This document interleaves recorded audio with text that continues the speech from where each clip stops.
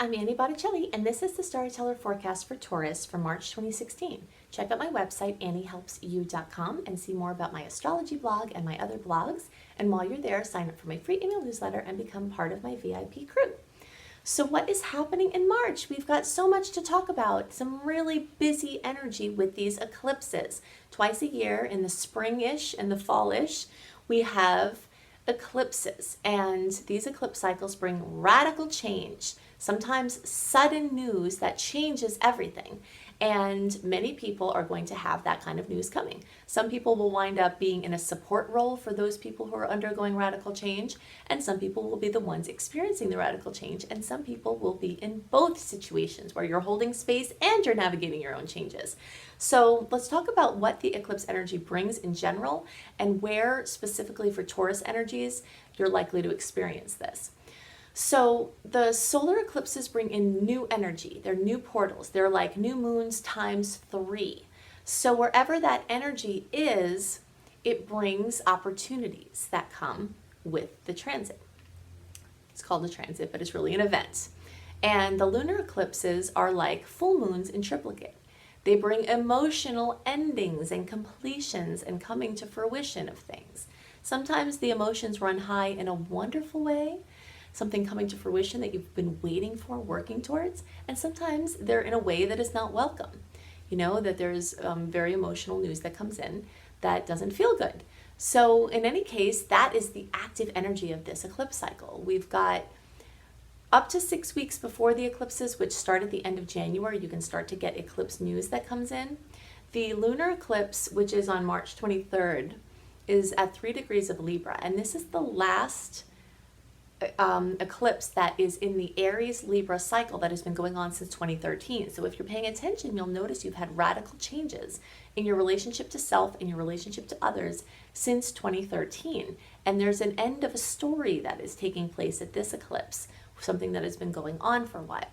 Also in 2015, we started the Pisces Virgo eclipses, bringing order to chaos or bringing chaos to order in the name of opening up and being flexible. The Pisces and Virgo very much rules chaos and organization, the unseen and the seen, the intangible and the tangible. So there's a storyline that was brought in 2015 that's running through 2017. The last eclipse of the Pisces Virgo polarity occurs in the spring of 2017, but all eclipses have a plus 4 to 6 month influence. So that brings us into the fall of 2017 that this story is going on.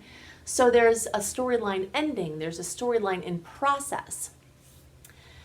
The solar eclipse is going to happen for all of the Taurus placements in the 11th house. The 11th house has to do with the greater good. This is the house of the humanitarian efforts, community projects, community building, whether they're online communities or, geographical communities, teams, large organizations, groups of any kind, friends, social media, friendship circles, social scene. All of these things are the 11th house. The 11th house also rules technology in general, so patents and anything that is technologically based, including the internet. So any internet-based project or situation that you've got in your life, you can have a new opening in that area. So all these things I just listed, that's where the new energy is coming for Taurus. So maybe you're a person who has had a geographically based business and you want to get into the online arenas. This period of time would be perfect for that. And maybe it has been pending for a while and the eclipse brings in an opportunity or a nudge to move forward with that. The lunar eclipse is happening for early degree placements. So again, the reminder of early, middle, and late degree placements. The reason why I take the time to differentiate between them is because your chart could look radically different depending on whether you were born at the beginning, the middle, or the end of the sign, or if your degree, if you're looking for your rising sign, is in the beginning, the middle, or the end. So the early degree placements, if you're watching for a Taurus rising, is going to be about 0 to 9 degrees. The middle degree placements would be 10 to 19 degrees, and then the late degree placements would be 20 to 29 degrees. For the birthdays, it's basically the April born Taurus placements that are the early degree, and then May 1st through 10th are the middle degree placements, and then the 11th through the 20th are the late degree placements. So now you can position yourself as far as where these eclipses might hit. Like I said, the solar eclipse pretty much for all of you is going to be in the 11th house, which we talked about. But the lunar eclipse is going to be divided between you. So for the early degree placements and some of the middle degree placements, that lunar eclipse is going to happen in the 6th house. And the 6th house has to do with pets and animals. So there could be some event, some closing, some chapter, some ending that happens with an animal related situation. It could also relate to a job. The 6th house does not really relate to your job, but it relates to your office life. So you could have a closing in your office life. Maybe someone leaves your office, or maybe your boss changes, or something, or you're with the same company, but you move to a different office. Something about your day-to-day experience, how your routine was, could end. And if you're self-employed, something different about your daily routine could end. There's some kind of ending in your daily schedule. The 6th house also relates to health matters. So sometimes this does bring a health crisis or a health situation or symptoms that require investigation. And if that happens, it is good for you to investigate them because something wants to be found. You know, the symptoms are coming up trying to tell you something. So it's important for you to check that out. So early and some middle degree placements will have the lunar eclipse there. The rest of you, middle and then later degree placements, will have this eclipse in the 5th house. So the 5th house has to do with children, creativity, projects. You could be ending a creative project. People who are athletes, actors, directors, singers, musicians. That 5th house relates to those things as well. And the 5th house also relates to romance. So the ending of a level of a romantic relationship, or the ending of a romantic relationship, or the taking it to another level and the ending of a chapter there. You know, so something ending in the line of creativity, something changing.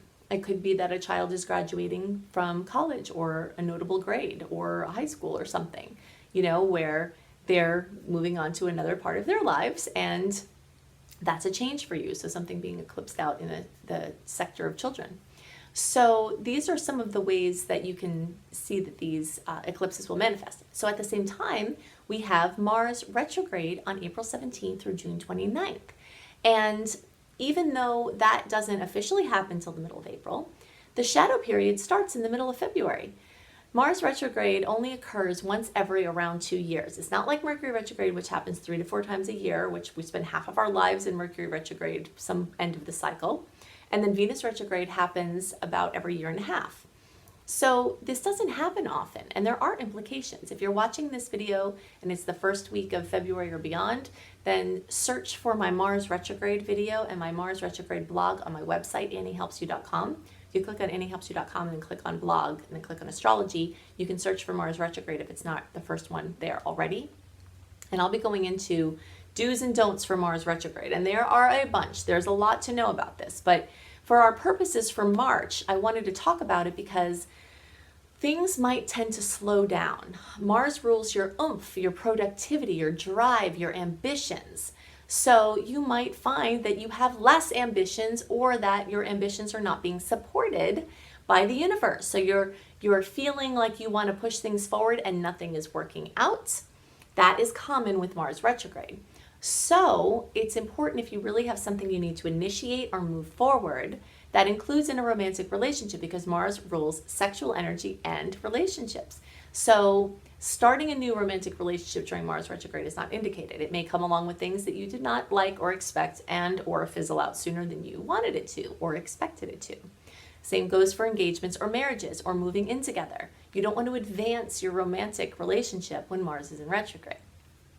So if you're going to try to push any of these things forward, the time to do that is February and the first half of March. It does come along with some repercussions possibly as well, because we're not quite out of Mercury shadow until the middle of February. Mars retrograde has begun, and we have the eclipses, which are wild cards and can throw anything at you and take you off course with what you were trying to launch anyway, you know. But when you place this period of time in the scheme of the whole calendar astrologically, there's only 3 windows of time that it's good to be really pushing things forward, which is February into March, the end of July into the beginning of August, and then the end of October into November and just the beginning of December. Now, the one at the end of the year is actually the best in general because we don't have Mars or Mercury retrograde or shadow in a big chunk of time. And that's not true for all of these other open dates. There's these conflicting energies. But if you can't wait until then, this is the time you want to do it. There is our will and there is the divine will. You can only push forward with what you think you're supposed to do. The universe may, excuse me, not support that, but the universe may support that. And that sometimes happens at eclipses where you do something and the eclipse energy just takes it all the way home. Or you're trying to push something forward and eclipse energy comes in and says, no, actually you need to do this now, and you have to abandon it. So you just have to roll with the energy. Usually time will show the wisdom of the change. Sometimes it's readily available to your consciousness, sometimes it's not. But trying to force something at this period of time that isn't working isn't going to be good for you. And that includes the February and March time, but if there were a time in this period of time to try to push something forward and be busy and be really active, February and into March is that time. The planets, the personal planets, will start to get into Aries at the end of March into April, and that's going to make you really want to do something. But the energy is not going to support initiating or moving forward. Now, that doesn't mean you can't do anything. Many people might find that they're comfortably productive with just the daily course of things and doing things that have already been instigated. You're just kind of following them through. There could be a lot of comfortable productivity, or there could be frustration because Mars is closer to us, which makes it more prominent, which makes us more anxious and, antsy. But then it's going backwards, so it's like not getting anywhere. So physical exercise is very much indicated during this time. You can check out the Mars retrograde blog and video for more offerings on how to handle the energy best. So if you're interested in getting some assistance with your personal situation, check out my website, anniehelpsyou.com, and click on coaching, or you can see about my 28-day virtual coaching program by going to anniehelpsyou.com and then clicking on programs and clicking on shine, which is available on a sliding scale, and it will assist you to strengthen your field so that you are less thrown around by the whims of the stars. The transits show us weak links, and the stronger your field is, the less you get thrown around and the more stable you can be. So while you're there, sign up for my free email newsletter and become part of my community. I have lots of fun things planned for you for the future, in addition to things that I already do. And I hope that you have a wonderful month, and I'll see you next month. Bye.